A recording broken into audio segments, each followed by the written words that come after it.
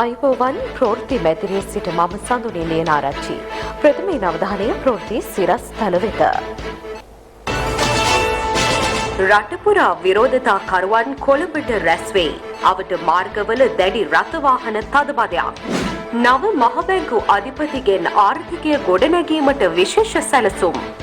තවත් ඖෂධ රැසක මිල ඉහළ යයි. සතියන්තයේ විදුලි කප්පාදුව සීමා කෙරේ. ඉන්ධන ගෑස් පෝලිම් තවදුරටත්. ආණ්ඩුවට විරෝධය පළ කර ජනතාව කොළඹට එක්වෙයි. මේ අවුරුදු කාලේ මහජන බැංකුව ක්‍රෙඩිට් කාඩ් සඳහා 60% දක්වා විශ්මිත වට්ටම් රැසක්. රට තුළ පවතින ආර්ථික අර්බුදය හමුවේ ජනාධිපතිවරයාට හා ආණ්ඩුවට විරෝධය පළ කරමින් කොළඹ ශැංග්‍රීලා හෝටලය ඉදිරිපිට මාර්ගයේ අද පැවති විරෝධතාවයට විශාල පිරිසක් එක්ව සිටියා. මෙම විරෝධතාවය නම් කර තිබුණේ නිර්පාක්ෂික ජනතා අරගලය ලෙසයි. රට තුළ පවතින ගැටලුකාරී තත්ත්වය හමුවේ ආණ්ඩුවට වහා ඉවත් වන ලෙසට බල කරමින් අද උදැසන සිට මෙලෙස ජනතාව රැස් වී විරෝධතාවයේ නිරත වුණා. මේ හේතුවෙන් කොළඹ ගාලු මෝදුර අවට මාර්ගවල දැඩි රථ වාහන තදබදයක්ද හටගත්තා. කොළඹට පිවිසෙන මාර්ග රැසකට පොලිස් මාර්ග බාධක යොදා තිබූ අතර කොළඹ නගරයේ ආරක්ෂාව තර කිරීමටත් ආරක්ෂක අංශ පියවර ගෙන තිබුණා.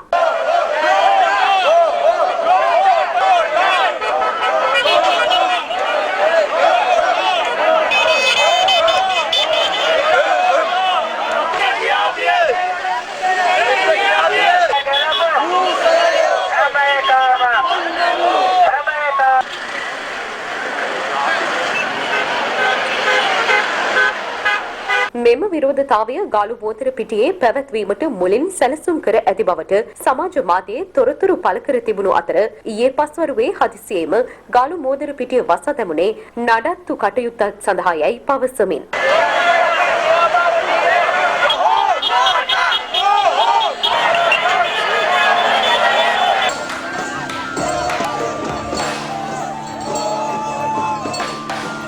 මේ අතර ඊයේ සහ අදත් දිවයිනේ ප්‍රදේශ රැසකදීම විරෝධතා සංවිධානය කර තිබුණා.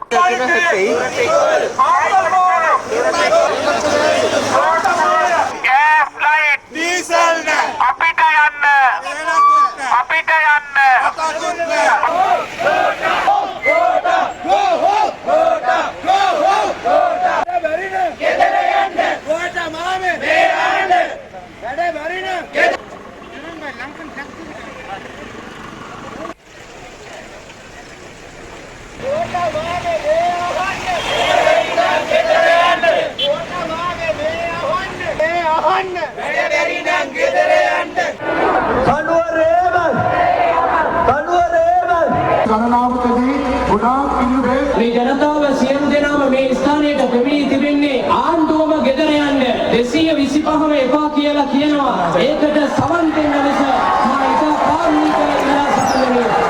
දැන් අද පාර්ලිමේන්තුවේ ආණ්ඩු පක්ෂය විරුද්ධ පක්ෂය දෙගොල්ලම එකතු වෙලා නාටකයක් රඟපානවා වගේ අපිට පේනවා. අද අපට අවශ්‍යයි රටට ලොකු වෙනසක්, නව ආරම්භයක්. අපි ඉල්ලා සිටිනවා මේ රටේ සෑම පුරවැසියෙක්ගෙන් මේ ක්‍රමය වෙනස් කරන්න. එකතු වෙන්න ඔක්කොමත් එක්ක එකතු වෙලා මේ අයට කියන්න කරුණා කරලා ඕගොල්ලෝ යන්න.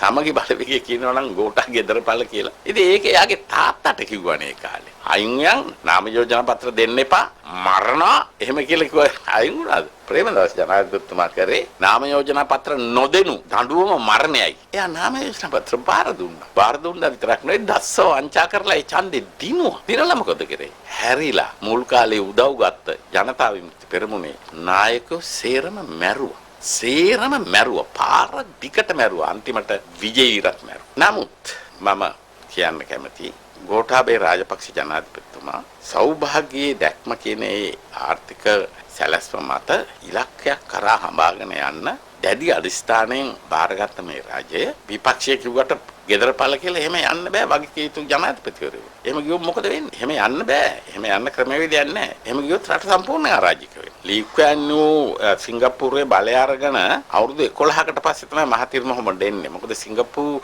1965 අගෝස්තු 9 සිංගප්පූරුව හදනවා ලී කුවන්. හදපුවාම ඒ කාලේ මැලේසියාවේ අගමැතිවරයා බලයේ තිබ්බේ තුන්කෝ අබ්දුල් රහමන්. තුන්කෝ අබ්දුල් රහමන් කිව්වේ සිංගප්පූරුවේ ලී කුවන් යූට පිස්සු කියලා. මූට පිස්සු. අර පාලු කාන්තාරයේ අරගෙන එතන ඉන්න ලක්ෂයක් විතර මිනිස්සු මරන්නයි මූ යන්නේ කියලා. ඊට අවුරුදු 11කට පස්සේ තමයි මහතිර් මොහොමඩ් ආවේ. ඔව් වෛද්‍යවරයෙක්. ඔව් මැලේසියාව නැගිට්ටේ. දැන් මහින්ද රාජපක්ෂගේ කාලේ අරගෙන බලන්න. මහින්ද තාම අගමැතිනේ. මහින්ද රාජපක්ෂ කාලේ ගන්න ওই 2009 ඔය සියලුම මේ තත්ත්වයන් මේ ළඟට ආවා. අද ආහාර උද්දමනේ 125යි. එදා 118යි. අද සාමාන්‍ය උද්දමනේ 115යි. එදා සාමාන්‍ය උද්දමනේ 112යි. මේ ළඟට ආවා. මේ ළඟට ආව හැබැයි 2010 මේක ආපහු අනිත් පැත්තට හැරකිලා 15 වෙනකොට අපි ආසියාවේ වේගෙම සංවර්ධනය රටට බවට පත්. යන්න කියන අපි ඒක ගැන පුදුම වෙන්නේ නැහැ. අපි එයාට තරහක් නැහැ. ගෙවල් වල පැය 7ක් 8ක් විදුලිය නැතුව ඉන්නකොට මටත් යන්න හිතෙනවා බෝඩ්ඩයක් අරගෙන. මටත් යන්න හිතෙනවා. ඉතින් ඒක තමයි හැටේ. ඕනේ විදුලිය දියව් කියලා මට කියන්න. මේ අවුරුදු කාලේ මහජන බැංකුව ක්‍රෙඩිට් කාඩ් සඳහා 60%ක් දක්වා විශ්මිත වට්ටම් රැසක්.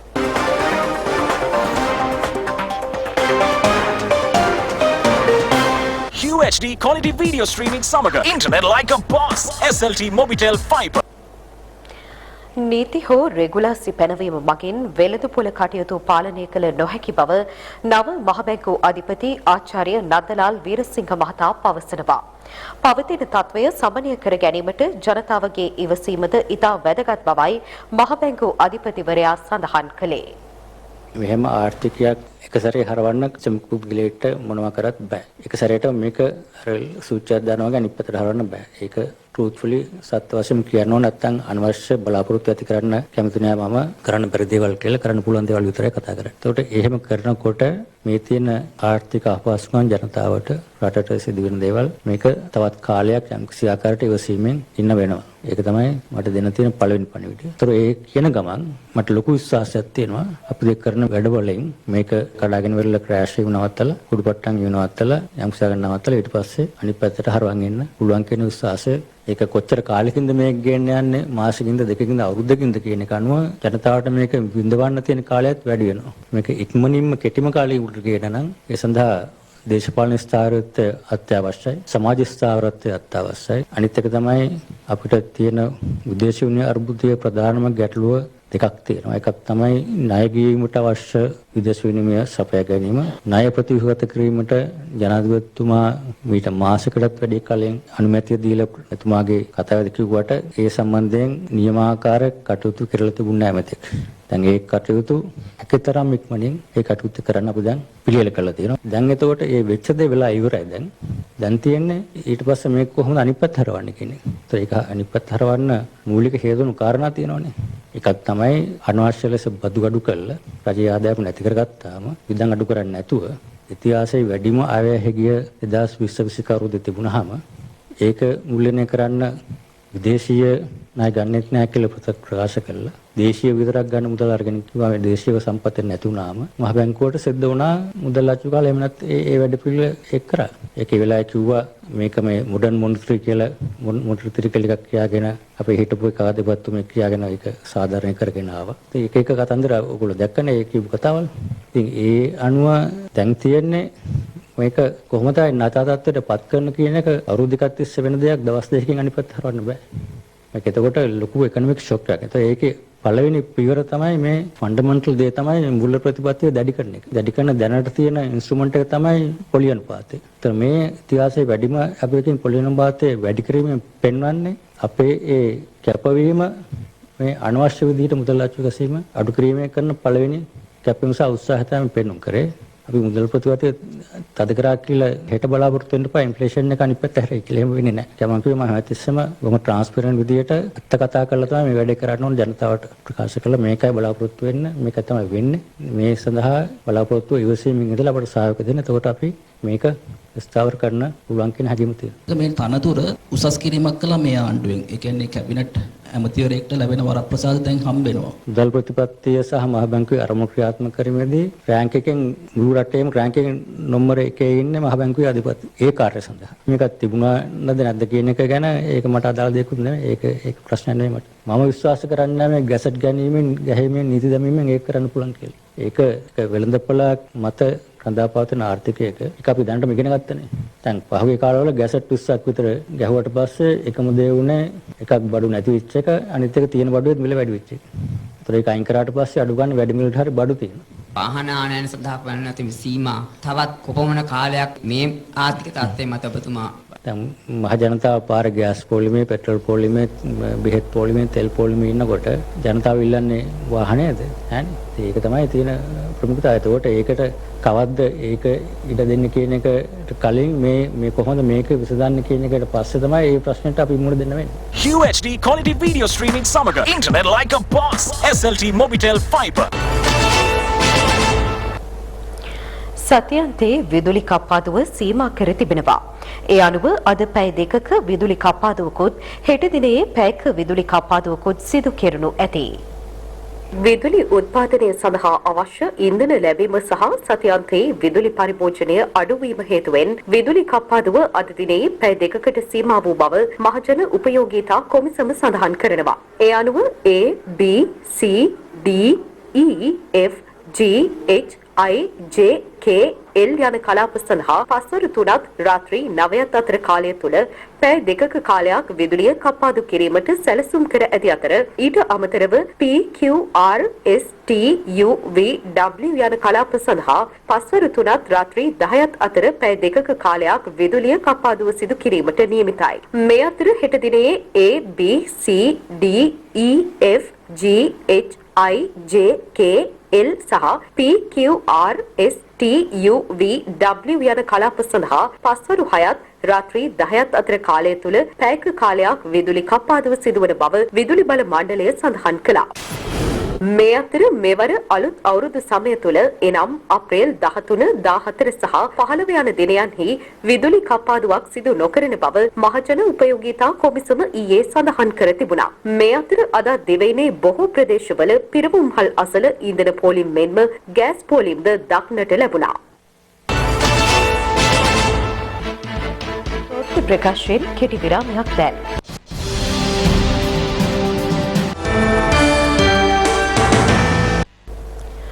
ඖෂධ ආනයනකරුවන්ට ඖෂධ මිල 20%කින් වැඩි කිරීමට අවසර හිමිව තිබෙනවා. ජාතික ඖෂධ නියාමන අධිකාරිය සඳහන් කරන්නේ මීට පෙර මිල වැඩි කෙරුණු ඖෂධ හැර අනිකුත් ඖෂධ සඳහා මෙම මිල වැඩි කිරීම අදාළ වන බවයි. මීට පෙර ගැසට් පත්‍රයේ පළ නොකරන ලද අත්‍යවශ්‍ය නොවන ඖෂධ නිෂ්පාදනවල මිල ගණන්ද ඊයේ සිට බලපැවැත්වෙන පරිදි 20%ක උපරිමයකින් ඉහළ නැංවීම සඳහා ඖෂධ නියාමන අධිකාරියේ අනුමැතිය හිමිව තිබෙනවා. රුපියල අවප්‍රමාණය වීම සැලකිල්ලටගෙන ඖෂධ නිෂ්පාදන සැපයුම් හා නියාමන රාජ්‍ය අමාත්‍යාංශයේ අනුමැතිය පරිදි මෙම තීරණයට එළඹි බවයි ඖෂධ නියාමන අධිකාරිය සඳහන් කරන්නේ. මෙම මිල ඉහළ නැංවීම පසුගිය මාර්තු 11 වනදා ඖෂධවල මිල සංශෝධනයට අමතරව සිදු කළ හැකි බවයි ඖෂධ කර්මාන්ත මණ්ඩලය වෙත ලිපියක් යොමු කරන ජාතික ඖෂධ නියාමන අධිකාරිය සඳහන් කළේ.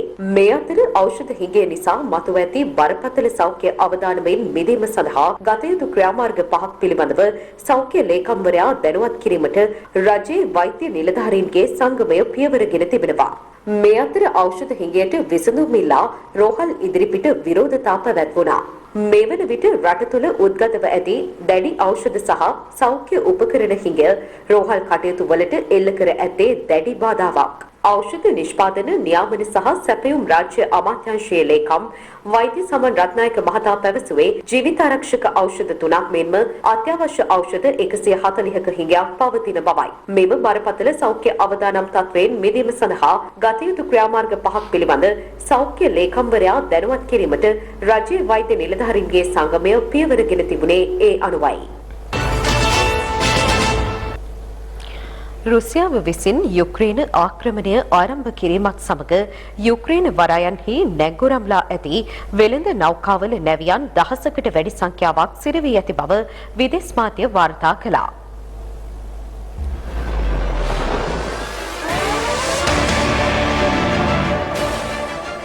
පසුගිය පෙබරවාරි 24 වනදා රුසියාව විසින් යුක්‍රේනය ආක්‍රමණය ආරම්භ කිරීමත් සමග යුක්‍රේන වරායන්හි නැංගුරම්ලා ඇති වෙළඳ නෞකාවල නැවියන් දහසකට වැඩි සංඛ්‍යාවක් සිරවී සිටින බව ජගත් සංවිධාන නියෝජිත ආයතන දෙකක් පෙන්වා දෙනවා.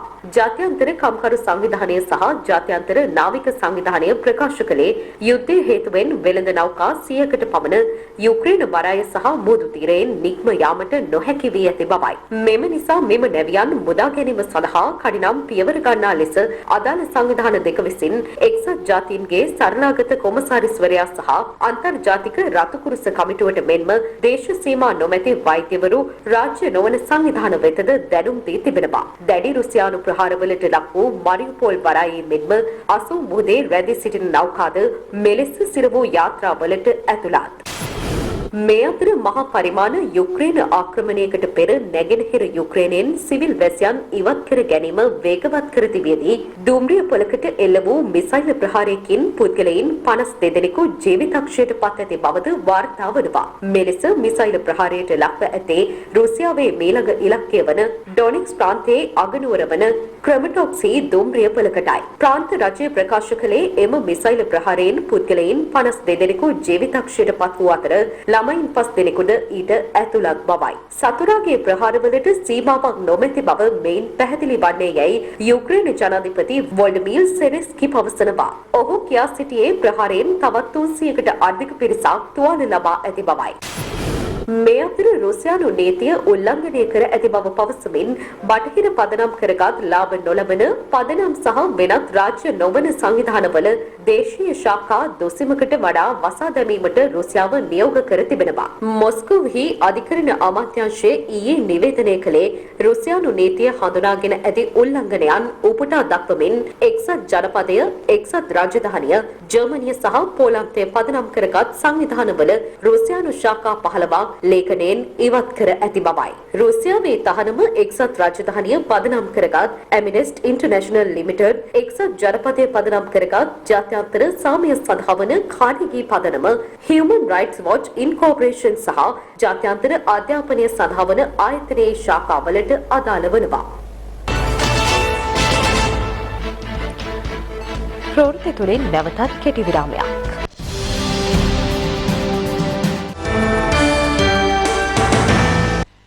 කොවිඩ් වෛරසයේ වත්මන් තත්ත්වය පිළිබඳවයි දැන් අවධානය.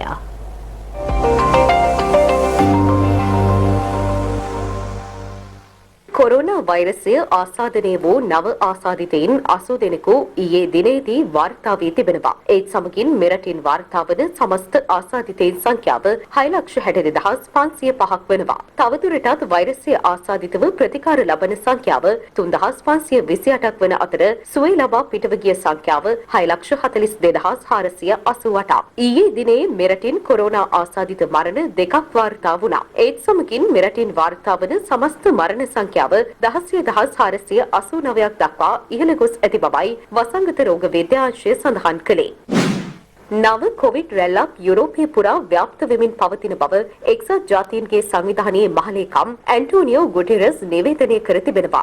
සෑම මාස 4කට වරක්ම නව කොවිඩ් ප්‍රභේද හඳුනා ගැනීම හේතුවෙන් කොවිඩ් වසංගතයේ අවසානයක් දැකිය නොහැකි බවයි ඔහු පවසන්නේ. මෙවන විටත් දෛනිකව ලොව පුරා නව කොවිඩ් ආසාදිතයින් මිලියන 1.5ක පමණ පිරිසක් හඳුනාගෙන ඇති අතර යුරෝපයේ මෙන්ම ආසියාවේද වෛරසයේ ශීඝ්‍ර ව්‍යාප්තියක් පෙන්නුම් කරන බව එක්සත් ජාතීන්ගේ සංවිධානයේ මහලේකම්වරයා පවසනවා. පවතින තත්ත්වය තුළ සෑම පුද්ගලයෙකුම එන්නත්කරණයට යොමු කළ යුතු අතර ඔහු පෙන්වා දෙන්නේ ලෝකයේ සමස්ත ජනගහනයෙන් 3 එකක් මේ දක්වාත් එන්නත්කරණයට ලක්ව නොමැති බවයි. එමෙන්ම අද වන විට ලෝ පුරා කොවිඩ් ආසාදිතයින් 49 කෝටි 78,900 ඉක්මවා ගියා. වාර්තා වී ඇති මරණ සංඛ්‍යාව 61,99,400කට ආසන්නයි. දැන් තවත් පුවත් කිහිපයක් කෙටියෙන්. සියලු බලපත්‍රලාභී බැංකු ලබන 11 සහ 12 යන දෙදින තුල ගනුදෙනුකරුවන් සඳහා සාමාන්‍ය පරිදි විවෘතව තැබෙන බව ශ්‍රී ලංකා මහ බැංකුව පවසනවා. ඒ අනුව එළඹෙන උත්සව සමයට පෙර ආතුව මෙම දින දෙක තුලදී බැංකු කටයුතු සඳහා අදාළ බැංකු විවෘතව තැබීමටයි පියවරගෙන ඇත්තේ. මිරිහාන පොලිස් වසමේ පරණ කොට්ටාව පාර පැංගිරිවත්ත පාර මංසන්දියේදී පසුගියදා කලහකාරී ලෙස හැසිරෙමින් පොදු දේපළවලට අලාභහානි සිදු කර ඒ අසල වූ බස් රථවලට සහ වෙනත් වාහනවලට ගෙන තබා අනර්ථයක් සිදු කිරීමේ සිද්ධියට සම්බන්ධ සැකකරුවන් අත්අඩංගුවට ගැනීම සඳහා අපරාධ පරීක්ෂණ දෙපාර්තමේන්තුව විසින් මේ වන විට විමර්ශන ආරම්භ කර තිබෙනවා. පොලිස් මාධ්‍ය කොට්ටාශය නිවේදනයක් නිකුත් කරමින් සඳහන් කරන්නේ අදාළ අපරාධමය සිද්ධිය සම්බන්ධයෙන් අවශ්‍ය කරන සැකකරුවන් අත්අඩංගුවට ගැනීම අපරාධ පරීක්ෂණ දෙපාර්තමේන්තුව මහජන සහාය අපේක්ෂා කරන බවයි. එම අවස්ථාවේ ලබාගත් CCTV දර්ශන ඇසුරෙන් බස් රථ ගිනි තබන ලද පුද්ගලයෙකුගේ රුවට සමාන පරිදි අඳින ලද සිතුවමක්ද පොලිසිය විසින් මාධ්‍ය වෙත මුදා හැර තිබෙනවා. එම සැකකරු ගැන යම් තොරතුරක් වෙතොත් 0.71 85 91 755 0.71 85 94යි 929 හෝ 0.112 444යි 265 යන දුරකථන අංකවලට දැනුම් දෙන ලෙසයි පොලිසිය මහජනතාවගෙන් ඉල්ලා සිටින්නේ. පාසල් වෑන් රථ වෘතිකයෝ 48,000ක් පමණ ඩීසල් නොමැති නිසාවෙන් අන්ත අසරණ භාවයට පත්වී ඇති බව අන්තර් දිස්ත්‍රික් පාසල් නමුන් ප්‍රවාහන සේවා සංගමේ සභාපති NMK හරිස්චන්ද්‍ර පද්මසිරි මහතා පවසනවා. මෙම තත්ත්වය මත එළඹෙන 18 වන දින පාසල් සිසුන් ප්‍රවාහනය කිරීමට අසීරු බවයි ඔහු වැඩිදුරටත් පැවසුවේ. එමෙන්ම දිවයිනේ බොහෝ ප්‍රදේශවල තැනින් තැන වැසි හෝ ගිගුරුම් සහිත වැසි ඇතිවිය හැකි අතර නැගෙනහිර ඌව මධ්‍යම හා උතුරු මැද පළාත්වල ඇතැම් ස්ථානවලට මිලිමීටර 75ට වැඩි තරමක තද වැසි ඇතිවිය හැකි අතර තාවකාලික තද සුළං වලින් සහ අකුණු මගින් සිදුවන අනතුරු අවම කරවා ගැනීමට අවශ්‍ය පියවර ගන්නා ලෙසයි කාලගුණ විද්‍යා දෙපාර්තමේන්තුව ජනතාවගෙන් ඉල්ලා සිටින්නේ. මේ අතර ප්‍රධාන ජලාශවල ජල මට්ටම 66 දක්වා ඉහළ ගොස් ඇතැයි වාරි මාර්ග දෙපාර්තමේන්තුව පැවසුවා. පසුගිය වසරවල අවුරුදු සමයට සාපේක්ෂව මෙවර අවුරුදු සමයේ එළවණු මිලෙහි පහත වැටීමක් ඇති බව එළවණු තොග වෙළඳුන් පවසනවා. එසේම පවතින ඉන්ධන හා ගෑස් අර්බුදයක් එළවණු වලට මේ දිනවල ඇති ඉල්ලුම අඩුවීමට හේතු වී ඇති බවයි සමස්ත ලංකා විශේෂිත ආර්ථික මධ්‍යස්ථාන වෙළඳ සංගමේ සභාපති අරුණ ශාන්ත හෙට්ටිආරච්චි මහතා පැවසුවේ. ඊයේ පස්වරුවේ තලවකැලේ පොලිසියට ලැබුණු පැමිණිල්ලකට අනුව තලවකැලේ පොලිස් වසමට අයත් වටගොඩ උතුරු මැද කුඹුරු වතුයායේ NC කොටසේ පදිංචිව සිටි 84 හැවිරිදි කාන්තාවක් කිසියම් පුද්ගලයෙකු විසින් අමානුෂික ලෙස ඝාතනය කර ඇති බවට සොයාගනු ලැබුවා. ඇගේ ගෙල සිරකර මෙම අපරාධය සිදු කර ඇති බවටයි අනාවරණය වුණේ. තලවකැලේ පොලිසිය වැඩිදුරටත් පැවසුවේ ඊයේ පස්වරුවේ ඇසිය නිවස තුළ නිදා සිට ඇති අවස්ථාවේ නිවසට ඇතුළු වූ කිසියම් නාගරික පුද්ගලයෙකු විසින් එම ඝාතනය සිදු කර ඇය කනලා සිටි රන් කරාබු යුවලද රැගෙන ගොස් ඇති බවට සැක පළ කරන බවයි. එම අවස්ථාවේ මෙම නිවසේ වෙනත් කිසිවෙක් හිඳ නැහැ. ඊයේ පස්වරුවේ එම කාන්තාවගේ දරුවන් දෙදෙනා විසිනුයි මෙම පැමිණිල්ල තලවකැලේ පොලිසිය වෙත සිදු කර ඇත්තේ. සිද්ධිය සම්බන්ධයෙන් තලවකැලේ පොලිසිය මගින් වැඩිදුරටත් විමර්ශන ක්‍රියාත්මකයි. දැන් තවත් කෙටි විරාමයක්.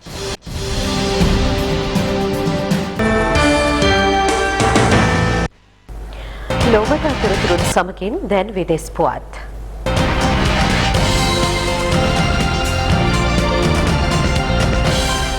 රට ආර්ථික අගාධයකට ඇද දැමූ බවට චෝදනා කරමින් පාකිස්තාන අග්‍රාමාත්‍ය ඉම්රාන් ඛාන්ට එරෙහිව විපක්ෂය ඉදිරිපත් කර ඇති විශ්වාස භංගය පාකිස්තාන ජාතික සභාව හෙවත් පාර්ලිමේන්තුවේදී අද ඡන්ද විමසීමට ලක් කෙරුණා. ඒ පාකිස්තාන ශ්‍රේෂ්ඨාධිකරණය විසින් අදාළ ඡන්ද විමසීම පැවැත්විය යුතු බවට නියෝගයක් නිකුත් කිරීමෙන් අනතුරුවයි.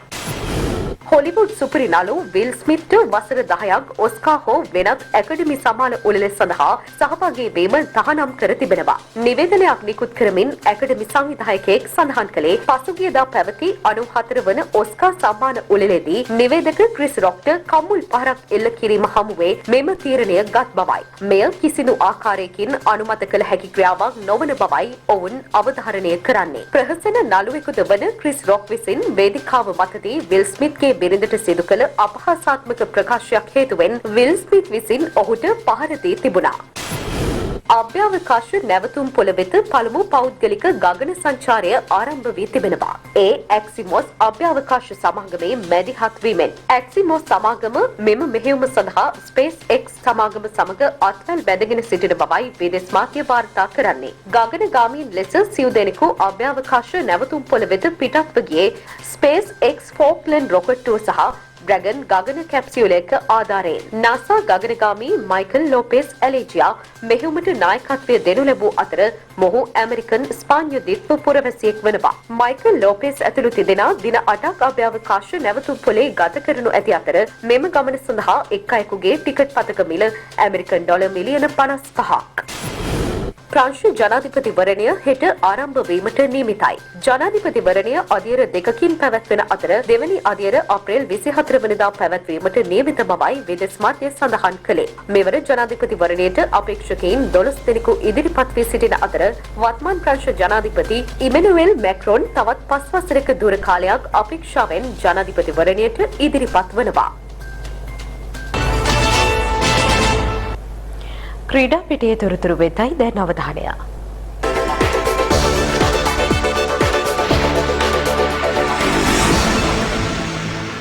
ඉන්දිය ප්‍රීමියර් ලීග් ක්‍රිකට් තරගාවලියේ 16 වෙනි තරගය ඊයේ මුම්බයිහිදී පැවැත්වුණා. එහිදී පංජාබ් කිංස් කණ්ඩායම පරදවා කඩලු 6ක ජයක් වාර්තා කරමින් ප්‍රසාද ලකුණු සටහනේ දෙවන ස්ථානය දක්වා ස්ථාන දෙකකින් ඉදිරියට පැමිණීමට ගුජරාට් ටයිටන්ස් කණ්ඩායම සමත් වුණා.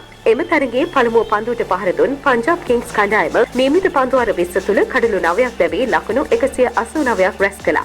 ලියම් ලිවිස්ටෝන් පන්දු 27කදී ලකුණු 64ක් රැස් කළේ 4 පහර 7ක් සහ 6 පහර 4ක්ද සමගයි.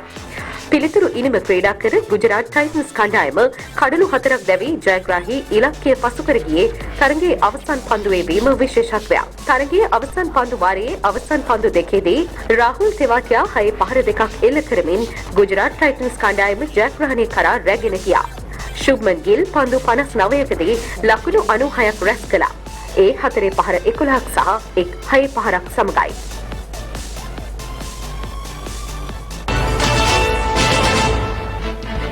හමුවමු නැවතත් අපගේ මීළඟ ප්‍රවෘත්ති ප්‍රකාශයෙන්. Welcome to Glorious Moments